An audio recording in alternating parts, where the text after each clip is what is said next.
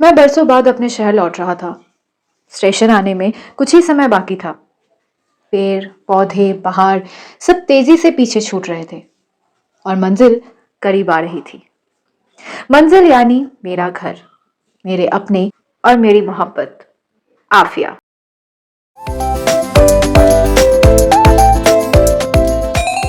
आप सुन रहे हैं कहीं अनकहीं, सुकून भरी कहानियों की दुनिया, और मैं हूं आपकी हमसफर वर्षा। चलिए तो शुरू करते हैं आज का एक नया सफर।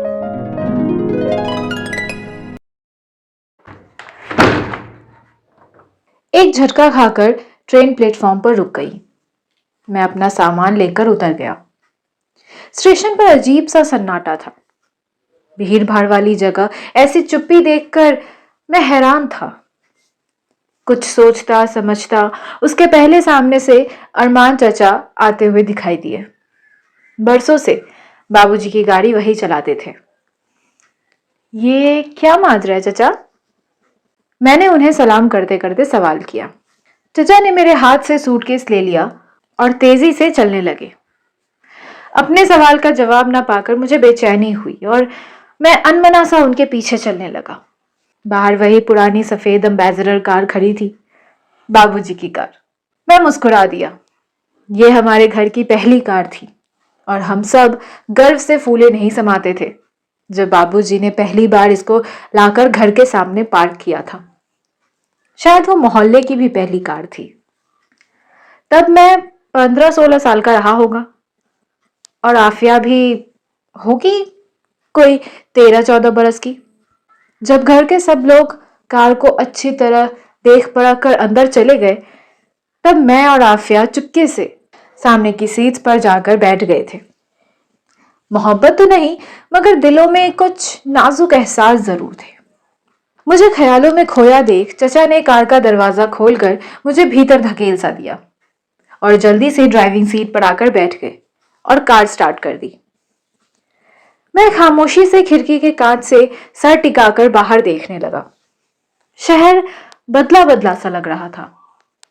स्टेशन की तरह रास्ते भी सूने पड़े थे। यहाँ वहां पुलिस की गाड़ियों के और कोई भी गाड़ियां नजर नहीं आ रही थी। मेरे सब्र का बांध टूटने लगा। यहाँ कोई कर्फ्यू लगा है क्या अरमान चाचा? मैंने हैरानी से पूछा। हाँ बेटा, कर्फ्यू लगा है।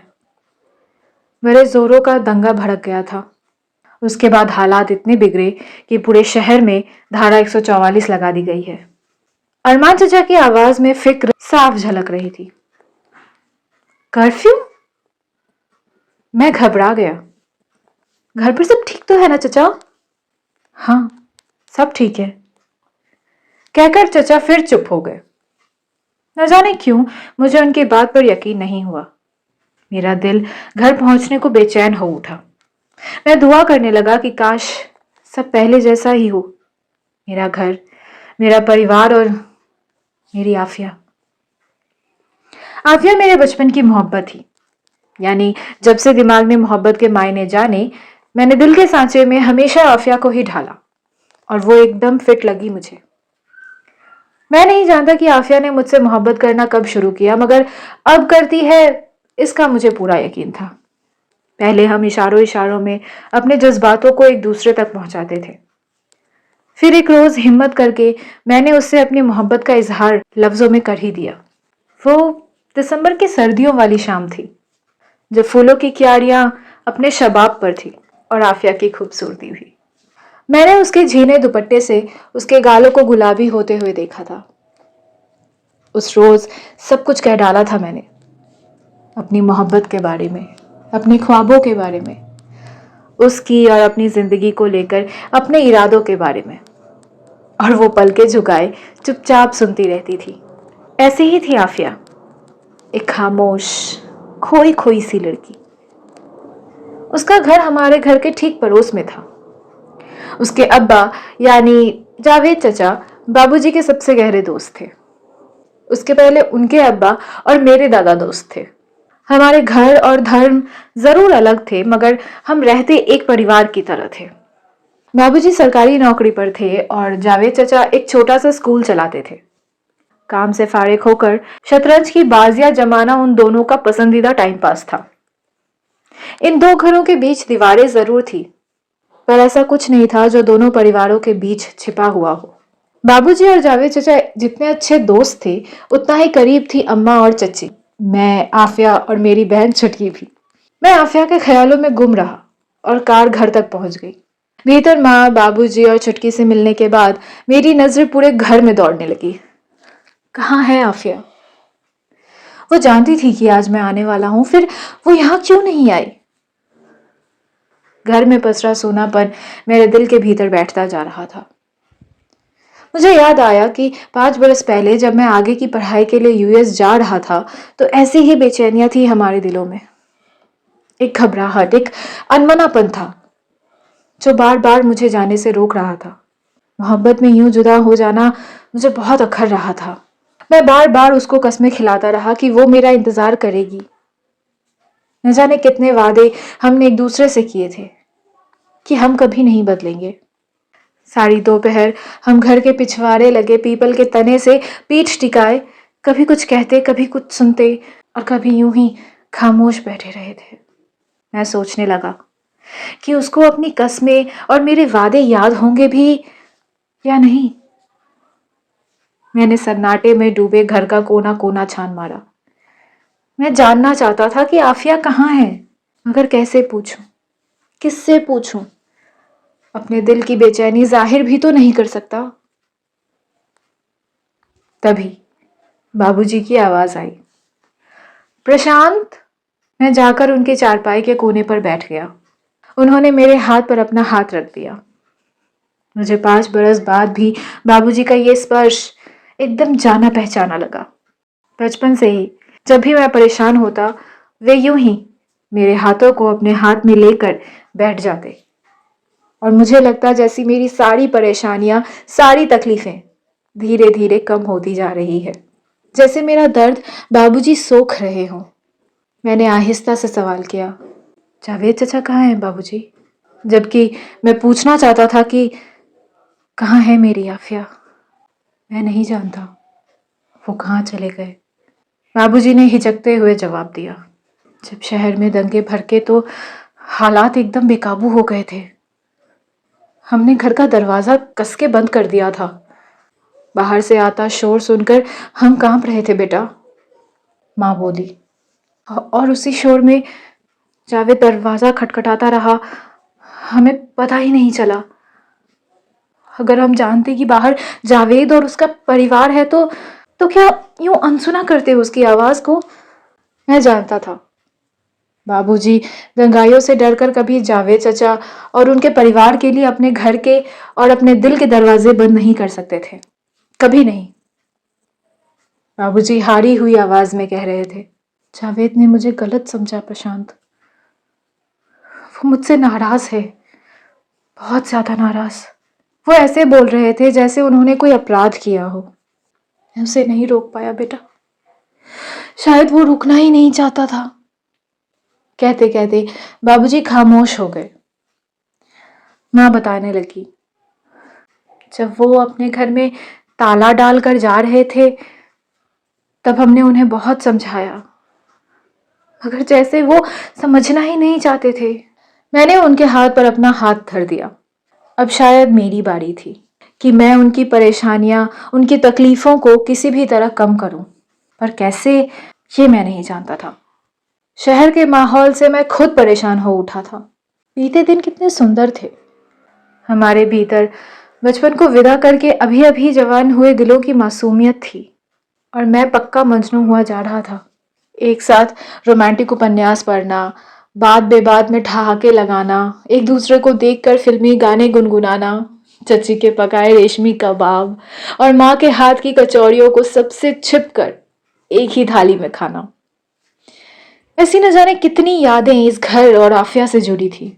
मेरे दिल ने चुपके से एक दुआ पढ़ ली कि काश काश इन दो परिवारों और मेरे और आफिया के बीच का रिश्ता पहले जैसा हो जाए। मेरे घर पहुंचने के बाद एक पूरा दिन बीत चुका था। जावेद चचा सचमुच वापस नहीं लौटे थे। आफिया की कोई खबर नहीं थी। पड़ोस के घर में और मेरे दिल में सन्नाटा पसरा हुआ था। उम्र भर एक परिवार की तरह रहने वाले दो घरों के बीच आस्थाओं की दीवार खड़ी हो ही गई थी। मैं नहीं जानता कि इस हादसे के बाद मेरा और आफिया का रिश्ता इश्क की तराजू पर तौला जाएगा या धर्म की। आज के पहले मेरे और आफिया के बीच ये बात कभी नहीं आई कि उसका और मेरा खुदा अलग है। और बाबूजी और जावेद चचा तो हर मायने में एक दूसरे के करीब थे। कलफ लगे सफेद लखनवी कुर्ते पायजामे में सजकर वे सुबह सुबह साथ घर से निकलते थे। चचा मस्जिद जाते और बाबूजी मंदिर की ओर। सारे त्योहार हम साथ मनाते थे। ईदी पर मेरा और छुटकी का भी बराबर का हक होता था। और होली में सबसे ज्यादा रंगों से सराबोर मैं आफिया को ही करता। दोनों घरों का एक ही तो मजहब था, मोहब्बत। बाबूजी और जावेद चचा की यारी की तो मोहल्ले भर में चर्चा होती। वे राजनीति से लेकर सामाजिक और धार्मिक सभी मसलों पर धुआंधार बहस करते। कई बार होता कि उनके विचार टकरा जाते, मगर दिलों में कभी दूरियां नहीं आई। सच, कितने अच्छे दिन थे वे। बचपन में छुटकी और आफिया को साथ साथ पढ़ाने का जिम्मा मेरे सर था। मैं शुरू शुरू में ये काम सिर्फ बड़ों का आदेश समझकर करता था। फिर जब दिल जवान हुआ तो जी करता कि मैं हर वक्त आफिया को पढ़ाता रहूं। और शायद वो भी यही चाहती थी। वो मेरे और आफिया के इश्क की शुरुआत के दिन थे। मैं पढ़ाते वक्त एक कड़क मास्टर बनने का ढोंग करता। आफिया गलती करती तो पहले उसे सख्ती से रोकता, सजाएं तय करता, फिर माफ करके उसके दिल में अपनी छोटी सी एक जगह बना लेता। मुझे देखना है वो बीते सालों में वो जगह अब भी बाकी है या नहीं। बाबूजी ने जो घर के दरवाजे नहीं खोले, तो क्या जावेद चचा और आफिया ने भी अपने दिल के दरवाजे बंद कर लिए, मेरे लिए भी। मुझे याद है कि पढ़ाते वक्त मैं एक पतली सी छड़ी उठाता और आफिया डर कर अपनी हथेलियां आगे कर देती। उसकी हथेलियों के ठीक बीच में एक काला तिल था। माँ कहती थी, सौभाग्य का तिल। उस तिल पर नजर पड़ते ही मैं अपनी छड़ी पीछे कर लेता और छुटकी की नजर बचाकर उस तिल को अपनी उंगलियों से छू देता। मुझे देखना है कि सौभाग्य का वो तिल उसकी हथेलियों पर अब भी है कि नहीं। अपने शहर और परिवार के हालात देखकर मैं बुरी तरह घबरा गया था। दो परिवारों में आई इस दूरी पर मेरी मोहब्बत दांव पर लग गई थी। शहर में बहुत सख्त कर्फ्यू था, सब कुछ ठप पड़ा था। मैं हर हाल में आफिया से मिलना चाहता था, उससे बात करना चाहता था। मुझे बहुत कुछ कहना और सुनना था। पिछले सालों में आफिया कभी कभी एसटीडी बूथ से मुझे फोन लगा लिया करती थी। हाँ, कुछ कहती नहीं थी, बस चुप रहती, और मैं भी कहाँ कुछ कह पाता। बिना कुछ कहे हम अपनी चुप्पियों से दिल के हाल जान लिया करते थे। फिर कुछ देर बाद अचानक उसकी आवाज आती, या अल्लाह 200 रुपए हो गए, और फोन कट जाता। इश्क की खामोशियां सुनने सुनाने के लिए शायद ये कीमत ज्यादा नहीं थी। 2 दिन बाद कर्फ्यू में ढील हुई तो मैं पुराने शहर की तंग गलियों में निकल पड़ा। मेरा हंसता मुस्कुराता शहर कैसा वीरान पड़ा था। मैं यहाँ वहां भटकता हुआ वो चेहरा खोजता रहा जो बीते 5 वर्षों में एक पल के लिए भी मेरे जहन से नहीं हटा था। मैं खोजता रहा जावेद चचा का चेहरा, उनकी 2 छोटी छोटी आंखें जिनमें मैंने हमेशा अपने लिए प्यार देखा था, और ढूंढता रहा चची को जिनके दुपट्टे के किनारे बंधे नोट मैं खोल कर भाग जाया करता था। शाम ढलने लगी मगर कुछ हासिल नहीं हुआ। इस शहर की तरह मेरी धड़कनें भी सुस्त पड़ गई और मैं घर लौट आया। पर उसके घर के दरवाजे पर अब भी ताला लटका था। मेरा मन अपने आप से घबराकर बार बार पीछे को चला जा रहा था। 5 वर्ष पहले बाबूजी ने मुझे पढ़ाई करने के लिए विलायत भेजा था। मुझे लेकर उनके मन में बड़े बड़े सपने थे। जावेद चचा का भी बड़ा मन था कि मैं पढ़ाई के लिए बाहर जाऊं। बाबूजी जब पैसों की जुगाड़ में लगे थे, तब जावेद चचा ने अपने फिक्स डिपॉजिट लाकर बाबूजी के हाथ में धर दिए थे। बाबूजी की आंखें भर आई थी। मियां, तुमसे नहीं ले सकता ये पैसे, आखिर आफिया की शादी के लिए भाभी ने बड़ी मेहनत से जोड़े हैं। जब हमारे बीच कुछ भी मेरा और तुम्हारा नहीं, तो फिर ये कागज के चंद टुकड़े मेरे कैसे हुए? और रही बात आफिया की शादी की, तो वो भी हो ही जाएगी। चचा मेरी ओर देखकर मुस्कुराए थे। उस पल मुझे लगा था जैसे उन्होंने आफिया का हाथ मेरे हाथ में दे दिया हो। न जाने कहाँ चला गया वो वक्त, वो हसीन पल कहाँ गुम हो गए। कुछ दिनों में शहर यूं शांत हो गया, जैसे उन दंगे फसादों के लिए खुद ही शर्मिंदा हो। मैं सारा दिन बारी बारी शहर की और अपनी यादों की गलियों में भटकता रहा। आफिया यादों में तो हर जगह थी, मगर शहर में उसका कोई पता नहीं चला। मैं फिर खाली हाथ घर लौट आया था। बाबूजी ठंडी सांस भरकर बोले, कितने अफसोस की बात है प्रशांत, हम अपने घर में अपनों को ही पनाह नहीं दे पाए। बात सचमुच बहुत अफसोस की थी। आफिया कहीं नजर नहीं आ रही थी, वो मुझसे दूर जा चुकी थी। ठीक ऐसे ही 5 साल पहले जिस दिन मुझे जाना था, उस दिन भी आफिया कहीं नजर नहीं आ रही थी। फिर शाम के धुंधलके में अचानक आकर उसने मेरी बाहों में एक तावीज बांध दिया था। उसकी उंगलियों का हल्का सा छू जाना मुझे अब तक याद है। मैंने धीरे से मुस्कुराते हुए पूछा था, क्या फूंक मार कर लाई हो इसमें? उसने बड़ी संजीदगी से कहा था, बस मुट्ठी भर दुआएं हैं। दुआएं? मेरे लौट आने की? मैंने पूछा।